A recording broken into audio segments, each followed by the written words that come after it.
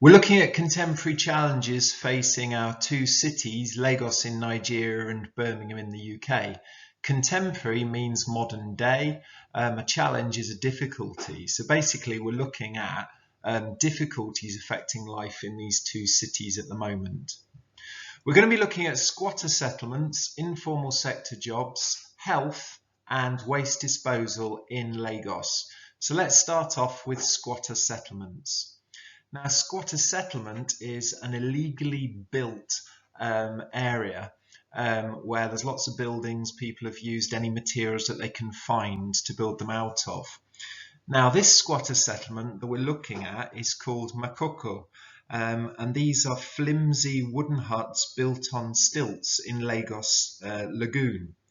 As they are illegal, the government can come and clear them at any time that they want. This is the primary school within Makoko. Many families can't afford to send their children to school at all, and so the children get no education. Communal toilets are shared by 15 households, and most of the waste goes straight into the water, straight into the lagoon. It's always full of rubbish and raw sewage. There's high levels of crime within Makoko, and the slum is patrolled by gangs called area boys, who both commit crimes and act as informal police in the slum. So this place, as I've said, is called Makoko, and it's in Lagos Lagoon. Now let's move on to the next section, which is called informal sector jobs. Now, informal jobs are ones where the government is never aware of it, and people aren't paying tax, and they just do the job when they can and earn money, as I said, without the authorities being aware of it. About 60% of the population work in these informal jobs. They could include people like street sellers, barbers, carpenters. In this case, you can see a lady on a rubbish tip collecting useful things that she then might be able to make into things or sell to other people.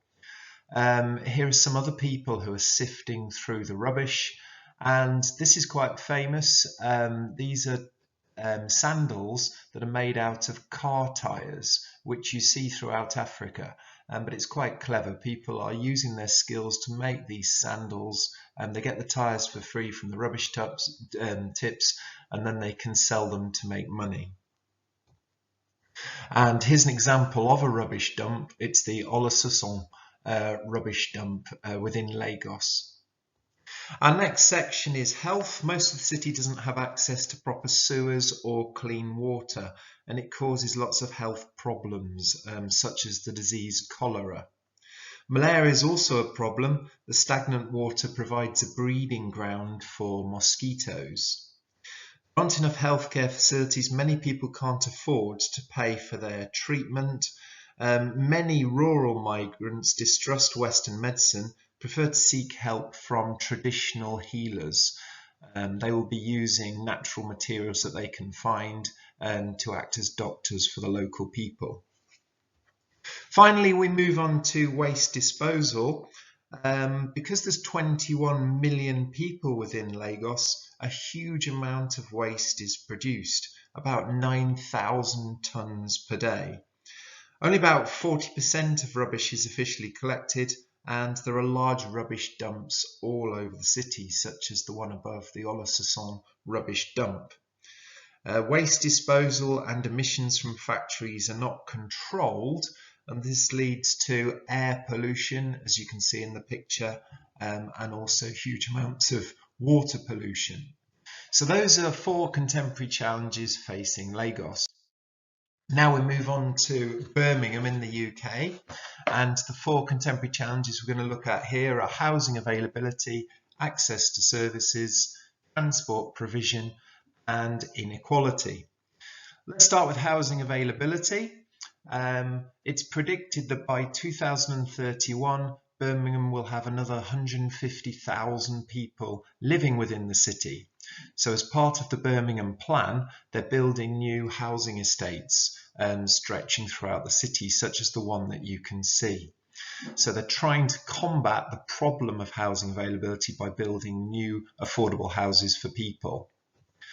Another problem that we have is inequality. there's huge difference in the quality of houses and price of houses found within the city. The top picture here shows a house in Spark Hill. It's a 2-bedroom terraced house for £149,500. And then the other picture that you can see is a huge house. This is within Knowle, which is in Solihull, going for over £1 million. It's got 5 bedrooms. You can see it's a semi-detached house, but going for over £1 million. Now we move on to access to services. Now, we have the NHS in this country, which is free. Anybody can use the NHS. However, the NHS services are often overwhelmed. Waiting times for appointments have increased, and ambulances have to cope with increased traffic. Another issue is education. The best state schools are very oversubscribed and difficult to get into. Wealthy parents are able to send their children to fee-paying schools. You can see here Edgbaston High School for girls. But many children from poorer families end up in underperforming schools, which helps to grow the divide between richer people and poorer people. Next, let's move on to transport provision. In Birmingham, the light rail or tram network has been extended to the city centre. It's called the Midland Metro. This improves transport across the city centre and creates jobs for thousands of people. Other transport development is the high-speed 2 rail link. HS2 is planned to improve rail connections to Birmingham from London by 2026. And this provides a quicker alternative to road journeys and helps to regenerate the city centre. So the challenge is, how can you get 1.1 million people in Birmingham moving around, getting to their place of work or education or shopping? And new solutions are the Midland Metro and the high-speed rail link that should be finished by 2026. Fourth issue within Birmingham is inequality. Here is a table showing differences between our 2 areas, Spark Brook and Sutton Four Oaks. Now, if people are well educated, and you can see in Sutton Four Oaks, 74% of students get good grades, whereas it's 51% in Spark Brook. If people can get good qualifications, it means they can get more jobs and better quality jobs. If people get jobs, they earn more money on average. And if you earn more money, it contributes to having a better quality of life and being able to buy more things to improve your life and your children's lives. So if we have a glance here, the average family in Sutton Four Oaks is earning £40,000, whereas in Spark Brook, it is £21,000. So let's move on to summarise. 4 contemporary challenges we've discussed in Lagos: so squatter settlements, informal sector jobs, health and waste disposal. And the 4 contemporary challenges we've discussed in Birmingham are housing availability, access to services, transport provision and inequality.